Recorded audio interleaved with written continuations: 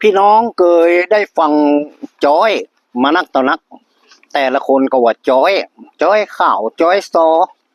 แต่จ้อยเนี่ยประวัติเดิมทีทำนองจ้อยนี่เป็นทำนองวิงวอนส่วนมากนะครับจ้อยวิงวอน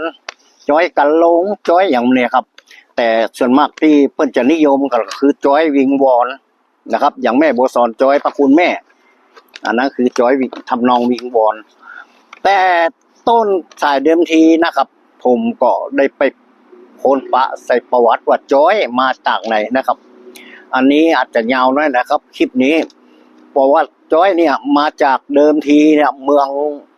ละนะครับจะมีเมืองละมีพญาแมนตาทอกนะครับเมืองนั้นก็ชื่อว่าเมืองแมนตาทอกเหมือนกันนะครับหลายพันปีผ่านมาแล้วพญาแมนตาทอกเนี่ยก็ปกครองเมืองด้วยความร่มเย็นเป็นสุขการค้าการขายเมืองแมนตาทอกนี่เจริญเนี่ยคือเมืองอื่นนะครับมาอิจฉานะครับโดยเฉพาะเมืองฮ่อคุณว่าก็มีทหารเมืองฮ่อเมืองหนึ่งก็ได้ยกทัพมาตีเมืองแมนตาทอกพญาแมนตาทอกก็บ่ฮู้จะแย่ใดก็เลยต้องยกทัพเป็นผู้นำของทหารไปออกต่อสู้นะครับปรากฏว่าการต่อสู้เนี่ยพญาแมนตาทอกเสียทีคือกับทหารฮ่อ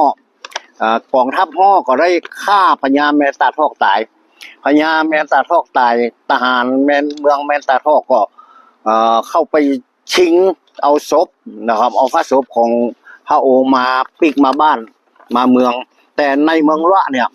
มีประเพณีอยู่อย่างหนึ่งภัยที่ตายโหงก็ดีนะครับเพิ่นบ่เอาศพเข้าบ้านฉะนั้นเขาก็เอาศพมาไว้นอกเมืองนอกประตูเมืองก็เลยไปรายงานแม่พญาปทุมมกายนะแม่นางพญาปทุมมกายก็ออกมาหั่นโผศพปัวตายนอนนั้นก็เลยเข้าไปกอดศพให้หอนวอนตุกนะครับความการให้หอนวอนตุกน่ะมีคำวิงวอนเป็นทำนองก็เลยมีคนจำเอามาเลยท้องว่าจ้อยนะครับแม่นางก็ว่าโอ้ยน้อปัวเฮ้ยมาตายตอนละหนีจากข้าน้องไป